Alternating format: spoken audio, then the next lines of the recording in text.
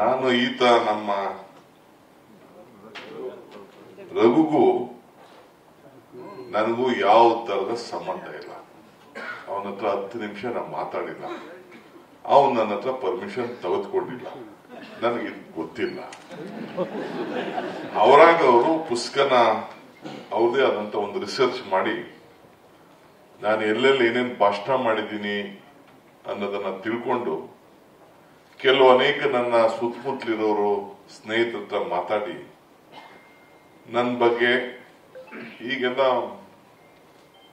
ಹೊಸ ವಿಚಾರದಲ್ಲಿ ಯೂಟ್ಯೂಬ್ಗಳಲ್ಲಿ ಬೇರೆ ಬೇರೆ ಸಂದರ್ಭದಲ್ಲಿ ಚಿತ್ರದಲ್ಲಿ ಭಾಷಣಗಳಲ್ಲಿ ಎಲ್ಲ ಕೂಡ ಕಲೆಕ್ಟ್ ಮಾಡಿ ಏನೇನು ತಿಳ್ಕೊಳ್ಳಿಕ್ ಸಾಧ್ಯನೋ ತಿಳ್ಕೊಂಡು ನನ್ನ ಬಾಲ್ಯದಿಂದ ಇಲ್ಲಿವರೆಗೂ ಕೂಡ ತಂದಿದ್ದಾರೆ.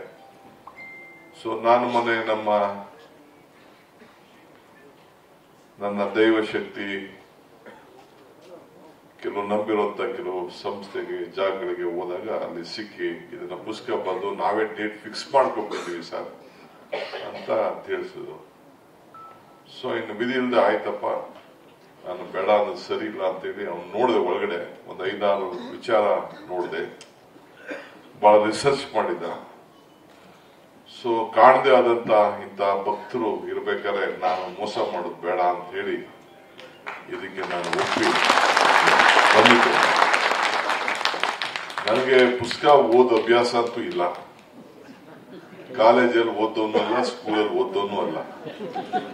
ಬರೀ ರಾಜಕಾರಣ ಮಾಡ್ಕೊಂಡು ಇಲ್ಲಿವರೆಗೂ ಬೆಳೆದು ಬಿಟ್ಟಿದ್ದೀನಿ. ಆದ್ರೆ ನೋಡಿದೆ, ಒಂದು ಸ್ಥಿರವಾಗಿ ನೋಡಿದೆ, ಬಹಳ ಆಳವಾದಂತ ವಿಚಾರಗಳನ್ನ ಹುಡುಕಿ ಕೊನೆಗೆ ನಾನು ಮೈಸೂರಿಗೆ, ನಾನು ನಮ್ಮ ವಿನಯ್ ಕುಮಾರ್ ಸರ್ಗೆಲ್ಲ ಇಲ್ಲೇ ಕೂತಿದ್ದಾರೆ ಕೆಲವು ನನ್ನ ಸ್ನೇಹಿತರುಗಳೆಲ್ಲ, ಕೃಷ್ಣನ ದೇವಸ್ಥಾನಕ್ಕೆ ಹೋಗಿದ್ದೆ. ಅಲ್ಲಿ ಸ್ವಾಮಿಗಳು ನನ್ನ ಕರೆದಿದ್ರು ಉಡುಪಿಗೆ. ಅಲ್ಲೊಂದು ಭಾಷಣ ಮಾಡಿದ್ದೆ. ಆ ಭಾಷಣನೂ ಇಲ್ಲಿಗೆ ತಂದ್ಬಿಟ್ಟಿದ್ದಾರೆ. ಆ ಭಾಷಣ ಸುಮಾರು ಒಂದು 20 ಲಕ್ಷ ಜನ ನೋಡಿದ್ದಾರೆ. ನನ್ನ ದೇವಸ್ಥಾನಕ್ಕೆ ಹೋದೆ. ನಾನು ಯಾಕೆಂದ್ರೆ ನೀವೆಲ್ಲ ಸಾಹಿತಿಗಳಿದ್ದೀವಿ, ಯಾರು ರಾಜಕಾರಣಿಗಳು, ಬರೀ ಉಗ್ರಪ್ಪ ಒಬ್ರು ಬಿಟ್ರೆ ಯಾರು ಈ ಸ್ಟೇಜ್ ಮೇಲೆ ಇಲ್ಲ.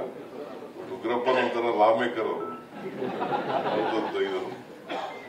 ಯಾರು ನಾನು ಈ ಫಂಕ್ಷನ್ಗೆ ಸುಮ್ಮನೆ ಇನ್ನ ಬಂದಾಗ ಇನ್ನು ಕೆಲವರೆಲ್ಲ ಗಲಾಟೆ ಮಾಡ್ತಾರೆ ಅಂತ ನಮ್ಮ ಕೆಲವು ಲೀಡರ್ಸ್ಗೆ ತಿಳಿಸ್ರಪ್ಪ ಅಂತೇಳಿ ಸೋಷಿಯಲ್ ಮೀಡಿಯಾಗೆ ಹಾಕಿ ಕೆಲವರಿಗೆ ಇನ್ವಿಟೇಷನ್ ಹೋಯ್ತು. ಎಲ್ಲ ಜಾಗ ಇಲ್ಲದೆ ಅದಾಗೆಲ್ಲ ಬಂದು ತುಂಬಿಕೊಂಡಿದ್ದಾರೆ.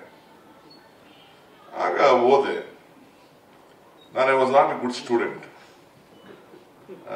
12ನೇ ವಯಸ್ಸಿಗೆ ಎಲೆಕ್ಷನ್ ನಿಂತವ್ ನಾನು ಸ್ಕೂಲಲ್ಲಿ. ಅವ್ರು ಹೇಳ್ದಂಗೆ ಸ್ಕೂಲ್ ನಿಂತವನು. ನಾನು ಎಲೆಕ್ಷನ್ ನಿಂತಾಗ ಗೆದ್ದಾಗ ಅವರು ನನಗೆ ನಿನ್ನೆ ಸಿಕ್ಕಿದ್ದ ನನಗೆ ಭಾನುವಾರ ಒಬ್ಬ ಹುಡುಗ ಮಾಧವ್ ನಾಯಕ್ ಅಂತ ನನ್ನ ಸ್ನೇಹಿತ. ಅವನ್ ಮ್ಯಾಥ್ಸ್ ಅಲ್ಲಿ ಬಹಳ ಫಸ್ಟ್ ಇದ್ದ. ಅವನ್ ಕಳಿಸಿದ್ದೆ ಕೌಂಟಿಂಗ್. ಅವನು ಬಂದ್ ಹೇಳ್ದ, ನೀನು 400 ವೋಟಲ್ಲಿ ಗೆದ್ದಿದ್ಯಾ ಅಂತ ಬಂದಂಗೆ ಹೇಳ್ದ. ಅಲ್ಲಿ ಬೆಳಗ್ಗೆ ನೋಡಿದ್ರೆ ಅನೌನ್ಸ್ ಮಾಡ್ಬೇಕಾದ್ರೆ ನನ್ನ ಬಿಟ್ಬಿಟ್ಟು ಆರ್ತಿ ಪತಕ್ ಅಂತ ಒಂದು ಹುಡುಗಿಗೆ ಅನೌನ್ಸ್ ಮಾಡಿ ನನಗೆ ಇನ್ನೊಂದು ಪೋಸ್ಟ್ ನ ಕ್ರಿಯೇಟ್ ಮಾಡ್ಬಿಟ್ಟು ಆಗ ಕಾರ್ಮಲ್ ಸ್ಕೂಲಲ್ಲಿ ಸೆಕ್ರೆಟರಿ ಆಗಿ ಸ್ಪೋರ್ಟ್ಸ್ ಸೆಕ್ರೆಟರಿ ಅಂತ ಅನೌನ್ಸ್ ಮಾಡಿದ್ರು. ಅಂದ್ರೆ ಅಲ್ಲಿಂದನೂ ಒಂದು ಪ್ರೆಷರ್. ಅದೇ ತರ ಹೈಸ್ಕೂಲಲ್ಲೂ ತರ ಆಯ್ತು.